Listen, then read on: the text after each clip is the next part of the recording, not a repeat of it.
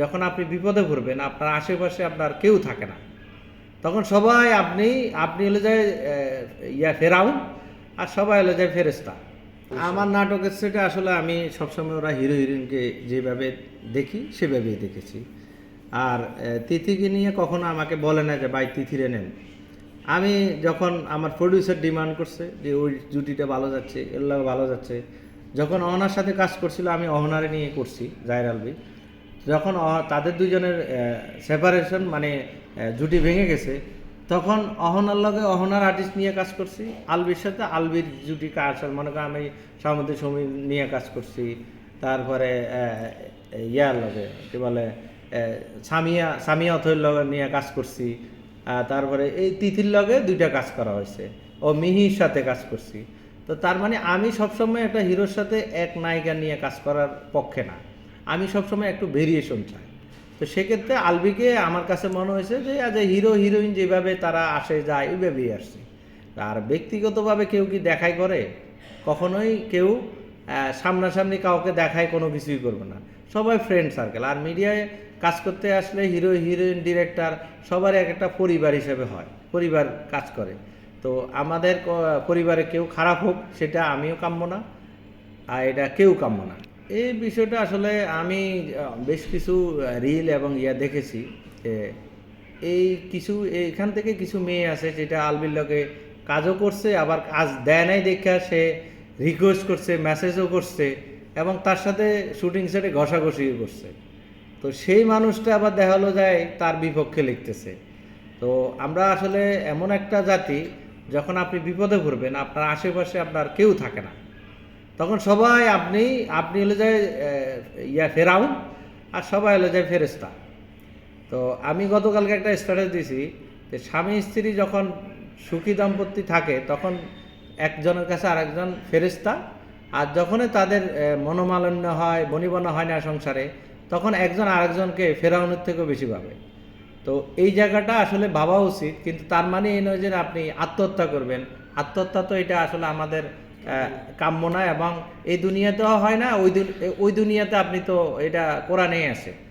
তো আমি বলবো আত্মহত্যা কোনো সঠিক পথ না।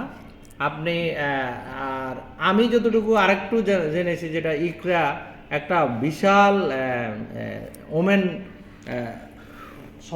সংগঠন চালাইতো, এবং সে এটাকে দিত, ট্রেনিং দিত, লিড করতো। তো সেইখানে সবাইকে সে সাজেশন করতো, একটা করতো যে ভালো পথ না, সে ভালো করার জন্য মহিলাদেরকে উদ্বুদ্ধ করতো। সেই ক্ষেত্রে সেই কিভাবে এই আত্মহত্যার পথ বেছে নিল? তার একটা সন্তান আছে, তো সে চাইলে ডিভোর্স দিয়ে চলে যেতে পারতো। আপনার সাথে বনিবনা না এত বছর দেখছি, 1 বছর তো অন্তত 14 বছরে 1 বছর তো সে তার সাথে যদি অশান্তি হয়, সে 1 বছর তার থেকে সে 1 বছরের ভিতরে চলে যেতে পারতো। অথবা সে তো এমন অকর্মা কেউ না। আর এই জায়গাটায় সে এত একটা ভালো লিড করে, তাহলে সে কেন এই বাচ্চা তার এই অবস্থা রেখে যাবে? এটার জন্য আমার খারাপ লাগতেছে বেশি, বাচ্চাটার দিকে মায়া হচ্ছে না। আর আলবি খারাপ ভালো এটা সবাই জানে অলরেডি, মিডিয়াতে সবাই জানছে, এবং সে যদি দোষারোপ হয়, তার যদি পাওনা শাস্তি থাকে সেটা আইন দেখবে, আইনের মাধ্যমে তার বিচার হবে। আমি এটাই কামনা করি। আর প্রত্যেকটা মেয়ে যেন, এখন ভাই বাংলাদেশ না পুরা বিশ্বে হলো যায় কেউ কারো উপরে নির্ভরশীল না, মেয়ে হোক আর ছেলে হোক। আর ঘর সংসার ভাঙার পিছনে হলো যে যখন থেকে মেয়েরা নিজে ইনকাম করা শুরু করছে, যখন সোশ্যাল মিডিয়া আসছে, তখন থেকে মেয়েদের আগে যেটা স্বামীর প্রতি যে রেসপন্স থাকতো, থাকতো, সম্মান থাকতো, সেই জায়গাটা উঠে গেছে। আরেকটা হলো যে প্রেমের বিয়া। প্রেমের বিয়াতে আমি দেখছি অ্যারেঞ্জ ম্যারেজ আর হচ্ছে প্রেমের বিয়া, দুইটা দুই রকম। অ্যারেঞ্জ ম্যারেজ হয়তো বাবা মা ফ্যামিলি দেখে শুনে বিয়ে করাইতো, ওই মেয়েটা তার স্বামীকে সম্মানের চোখে দেখতো, এবং যেতে যেতেই মানে অনেক বছর পার হয়ে যেত, তার সংসারটা ভাঙতো না। আর প্রেমের বিয়ের পরে ওই আগেই তো সব কিছু জেনে যায়, এরপরে তাহলে প্রেম করে বিয়ে করে ফেলে, বাবা মা সারা, বাবা মার মনে কষ্ট দেওয়া। আমি চাই যে মেয়ে হোক আর ছেলে হোক, বাবা মার মনে কষ্ট দিতে নাই। বাবা মার মনে কষ্ট দেওয়া মানে সন্তানের জন্য সুখন না।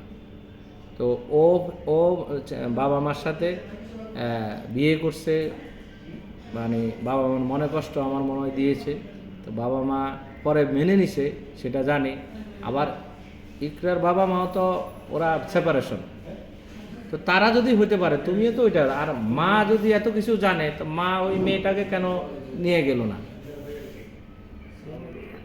আমি বলবো আলবি অপরাধী, কিন্তু এই অপরাধকে আগে কেন বলেন না, আগে কেন করেন নাই? মিডিয়াতে তো অনেক হিরোদের মেয়েদের মানে বউদের সাথে সম্পর্ক নাই, চলে গেছে না, আত্মহত্যা করতে হবে কেন?